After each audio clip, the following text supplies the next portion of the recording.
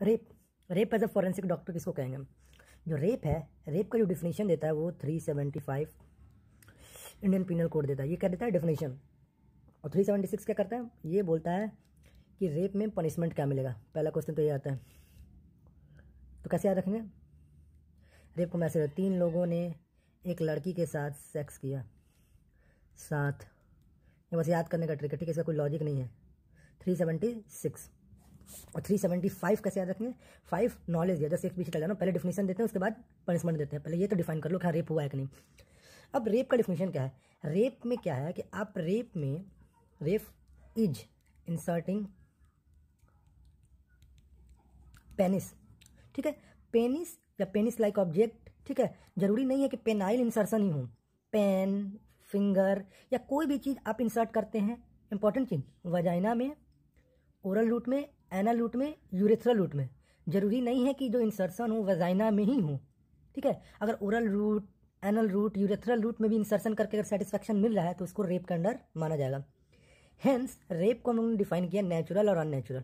Natural कब कहेंगे? जब जो इंसर्शन हो वो क्या हो? पेनो वेजाइनल, पेनो वेजाइनल इंसर्शन होगा तो उसको नेचुरल रेप कहेंगे। अब पेनो वेजाइनल से अदर कोई इंसर्शन है तो उसको हम लोग क्या कहेंगे? अननेचुरल रेप, ठीक है। तो कोई भी ऑरिफिस हो किसी भी पार्ट का बॉडी का, ठीक है, उसमें अगर इंसर्ट करके सेक्सुअल ग्रेटिफिकेशन पाया गया, जरूरी नहीं है कि पेनिस ही हो, penis like object, finger, pen, ठीक है, तो उसको रेप का अंडर माना जाएगा, ठीक है, तो वो अननेचुरल रेप आएगा। अब रेप कहेंगे कैसे, ठीक है, तो रेप के अंडर में 2 चीज इंपोर्ट है। अगेंस्ट द विल, लड़की के मन के बिना या विदाउट द कंसेंट, बिना पूछे आपने सेक्सुअल इंटरकोर्स किया तो वो भी रेप के अंडर में आएगा। या आपने पूछ किया, मीन्स आपने कंसेंट लिया, विद कंसेंट, कंसेंट लिया गया लेकिन धोखे से, ठीक है, धोखा देके कंसेंट लिया गया, ठीक है, फियर में, लड़की को डरा धमका के, हाँ भाई ने कोई भी डरा धमका के, या फिर नशे में, इंटॉक्सिकेशन में उसने हामी भरी है सेक्सुअल रिलेशनशिप के लिए, तब भी वो रेप के डिफिनेशन में। अगर 18 ईयर्स के नीचे की लड़की है, वो कंसेंट दे भी रही है और आपने उनके साथ सेक्सुअल इंटरकोर्स बनाया तो वो रेप के अंडर ही आएगा। तो एक डिफिनेशन आता है, what is statutory rape. Statutory rape क्या है? इसमें इफ सेक्सुअल इंटरकोर्स 18 ईयर के नीचे के फीमेल के साथ बनाया जा रहा है तो उसको हम लोग बोलेंगे स्टैट्यूटरी रेप, ठीक है। तो 18 ईयर्स के नीचे की लड़की के साथ विद कंसेंट करो तब भी रेप ही कहा जाएगा, क्योंकि वो कंसेंट देने के लिए रेडी नहीं है। अब पॉइंट, इंपॉर्टेंट पॉइंट्स जो रेप्स में हमें ध्यान देने हैं वो क्या क्या है? पहला चीज कि स्लाइटेस्ट पेनिट्रेशन भी होगा ना तो उसको रेप ही बोलेंगे, ठीक है। स्लाइटेस्ट पेनिट्रेशन मतलब तो वल्वा हो गया, अपर पार्ट जो बाहर होता है, बाहर की जगह बोलते हैं वल्वा, ठीक है, मॉन्स वल्वा, ठीक है। तो स्लाइटेस्ट पेनिट्रेशन भी होगा ना तो उसको हम लोग रेप ही कहेंगे। हाइमन रप्चर, सीमेन डिस्चार्ज, कंप्लीट पेनिट्रेशन। पहला चीज, हाइमन रप्चर हो ये जरूरी नहीं है, रप्चर नहीं भी होगा तो रेप मानेंगे। सीमेन का डिस्चार्ज मिले ये भी जरूरी नहीं है, क्यों कि जरूरी नहीं है ना कि हमेशा पेनिस इंसर्ट हो, और भी तो अदर ऑब्जेक्ट है। कंप्लीट पेनिट्रेशन भी जरूरी नहीं है, तो हाइमन रप्चर, सीमेन डिस्चार्ज और कंप्लीट पेनिट्रेशन ये नहीं भी होगा तब भी हम लोग रेप मानेंगे, ठीक है। कोई एज लिमिट नहीं है रेप करने का, ठीक है। तो 10 साल का लड़का भी कर सकता है, 5 साल का भी कर सकता है, 15 साल का भी करता है। वनली इन इंडिया, इंडिया में इंपॉर्टेंट चीज़ है कि रेप जो होता है वो सिर्फ और सिर्फ फीमेल के साथ होता है, ये इंपॉर्टेंट है। मेल के साथ असॉल्ट हो सकता है, रेप नहीं, ठीक है। Impotency is not a defence for rape, ठीक है। जैसे यहाँ पे आसाराम बापू के केस में बोला गया कि आसाराम बापू इंपॉर्टेंट है, ठीक है, लेकिन फिर भी उन पे रेप का केस लगा, क्यों? क्योंकि जरूरी नहीं है कि हमेशा पेनाइल इंसर्शन ही हो, ठीक है, क्योंकि डिफिनेशन में लिखा है ना कि पेनाइल इंसर्शन जरूरी नहीं है कि रेप का डिफिनेशन दे, ठीक है। अब आते हैं 375 को बताता था पनिशमेंट के बारे में, तो 376 का बताता था पनिशमेंट के बारे में। तो हमने 376 को डिवाइड कर लिया ABCD। तो 376A क्या बोलेगा कि अगर जो विक्टिम है आफ्टर रेप अगर कोमा में चला गया, ठीक है, या डिप्रेशन में चला गया तो उस केस में जो सजा मिलेगी वो 376A के अंडर में मिलेगी, 10 साल की कम से कम सजा, अब मैक्सिमम डेथ भी मिल सकता है। तो ए याद रखेंगे, ए में एक ही लड़की है पर वो लड़की अब कोमा में चली गई है, क्यों? क्योंकि उसके साथ रेप हुआ, ठीक है। तो मिनिमम इंप्रिजनमेंट उसको 10 साल, ठीक है, और डेथ तक मिल सकता है अक्यूज्ड को। बी से ऐसे याद रखना है, बी मतलब बीवी, ठीक है। तो हस्बैंड और वाइफ लीगली सेपरेटेड है, ठीक है, हस्बैंड और वाइफ लीगली सेपरेटेड है, ठीक है, और उसके बाद सेक्सुअल इंटरकोर्स होता है बिना कंसेंट के बीवी के साथ, तो इसको कहेंगे 376 के अंडर में इसको पनिशमेंट दिया जाएगा डिवोर्स हस्बैंड को 2 से 7 साल का। तो ये इंपॉर्टेंट है 376A 376B। अब आते हैं 376C में। 376C क्या है? 376C में क्या है? C for custody. तो जितना भी कस्टडियल रेप है, कस्टडियल रेप, जैसे मान लो पुलिस कस्टडी में रेप हो गया, हॉस्पिटल में रेप हो गया, ठीक है, कोई मेडिकल सुपरिटेंडेंट के अंडर में रेप हो गया, ठीक है, या फिर मान लो कि तुम्हारा पब्लिक सर्वेंट के द्वारा रेप हुआ, ठीक है, तो इसको बोलेंगे कस्टडियल रेप, ठीक है, हॉस्पिटल में, पुलिस कस्टडी में, ठीक है, पब्लिक सर्वेंट के द्वारा या मेडिकल सुपरिटेंडेंट के द्वारा। तो इसको जो सज़ा मिलेगी वो 376C के अंडर में मिलेगी। कितनी सज़ा मिलेगी? 5 to 10 ईयर्स मिनिमम। अब इसको याद रखते हैं। ये 376D कब लगेगा? 376D कब लगेगा? डी से याद रखना, दोस्तों के साथ, डी फॉर दोस्तों के साथ। जो रेप किया, जो अक्यूज था, उसने दोस्तों के साथ रेप किया, मीन्स गैंग रेप। इंपॉर्टेंट है, ये पूछा जा चुका है कि गैंग रेप में कौन सा आईपीसी लगेगा। तो 376D, ऑप्शन में बी भी था, ठीक है। तो इसमें क्या होगा कि मिनिमम क्या होगा जो पनिशमेंट होगा वो तो 20 ईयर इम्प्रिजनमेंट, डेथ भी मिल सकता है। गैंग रेप कब कहेंगे? मोर देन 1 पर्सन इन्वॉल्व हो, मोर देन 1 पर्सन इन्वॉल्व हो, ठीक है। अब आते हैं 376E, ठीक है। 376E के लिए क्या बोलेंगे? रेयरेस्ट ऑफ रेयरेस्ट क्राइम को बोलते हैं, रेयरेस्ट ऑफ रेयर, जो एकदम ही खतरनाक है, एकदम ही खराब रेप हो, जैसे रिपीटेड गैंग रेप, या जो निर्भया कांड हुआ था, ये क्या था? एक्सेसिवली हीनियस था। इसके लिए एक टर्म यूज होता है, एक्सेसिवली हीनियस, सबसे खराब तरीके से जो रेप किया गया उसको एक्सेसिव। इसमें क्या हुआ? 376E लगेगा, ठीक है। मिनिमम लाइफ इम्प्रिजनमेंट तो होगा ही इसको, ठीक है, आजीवन कारावास, मैक्सिमम डेथ, ठीक है। तो याद रखते हैं, एक बार रिवाइज कर लेते हैं। 376A क्या हुआ?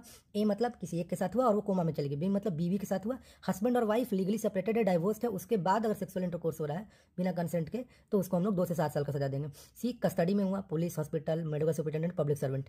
डी याद रखना, दोस्तों के साथ मोर देन 1 पर्सन इन्वॉल्व है रेप में, तो उसको हम लोग क्या कहेंगे? 376D, that is called gang rape. E मतलब रेयरेस्ट ऑफ रेयर, ठीक है, रिपीटेड गैंग रेप जब होता है, जैसे निर्भया कांड का एग्जाम्पल बताया, तो उसको बोलेंगे एक्सेसिवली हीनियस, ठीक है, मिनिमम लाइफ इम्प्रिजनमेंट और मैक्सिमम डेथ।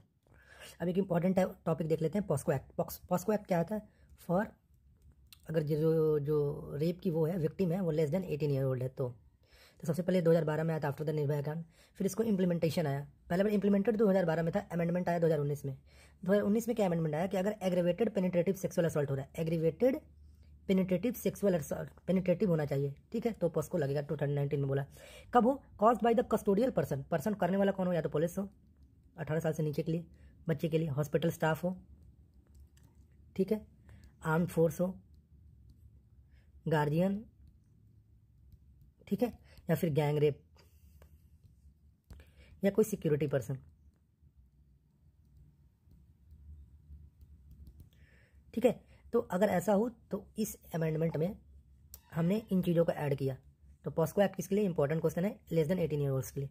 अब देखो, देखना क्या है कि नए नए सेक्शंस आईपीसी में जोड़े गए हैं फॉर रेप, जैसे 376, ठीक है, 376AB और 376DB। याद रखना, ये बी फॉर याद रखना कैसे? बच्चा, ये बच्चा अभी छोटा है, तो अगर जो विक्टिम है अगर लेस देन 12 ईयर ओल्ड है तो हमने बी टर्म यूज़ किया, क्या? बी 376, ठीक है। अब इसको ए कब बोलेंगे? ए में कब ऐसे याद रखना है? ए मतलब जो रेप है, एक्यूज है, वो इंडिविजुअल है, इंडिविजुअल रेप केस है। और डी कब कहेंगे? डी मतलब दोस्तों के साथ, तो गैंग रेप है, मतलब मोर देन 1 पर्सन इन्वॉल्व है, ठीक है। तो इसमें जो सज़ा मिलेगी वो तो कम से कम 20 ईयर की, इसमें 20 ईयर का लाइफ इम्प्रिजनमेंट और सेंटेंस टू डेथ भी हो सकता है, ठीक है।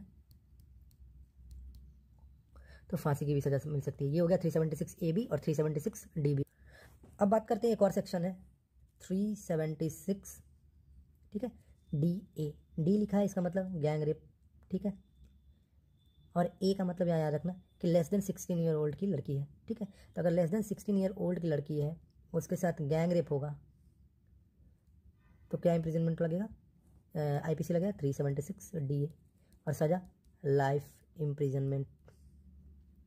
ठीक है, तो ये सेक्शंस इंपॉर्टेंट है, पूछे जा सकते हैं। 376 DA, ठीक है, 376 AB और 376 DB। ठीक है, याद हो गया।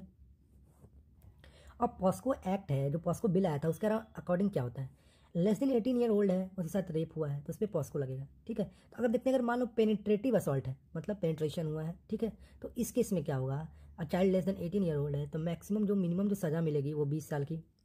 ठीक है, और मैक्सिमम क्या हो सकता है, सेंटेंस टू डेथ, तो डेथ पेनल्टी मिल सकती है। ठीक है, तो ये तो मिनिमम होगा, ये मैक्सिमम हो गया। अगर नॉन पेनिट्रेटिव असॉल्ट है, मतलब पेनिट्रेशन नहीं हुआ है, ठीक है, तो उस सेक्सुअल असॉल्ट में अब बच्चा 18 ईयर से छोटा है तो उस केस में पनिशमेंट 3 to 7 ईयर्स है। याद रखना, नॉन पेनिट्रेटिव असॉल्ट में 3 to 7 ईयर्स का ही इम्प्रिजनमेंट मिलता है। पर अगर सेक्सुअल हरासमेंट है सिर्फ, ठीक है, with less than 18, POCSO means less than 18 year, तो इसमें सजा जो मिलेगी वो 1 to 5 ईयर, ये पॉस्को बोलता है।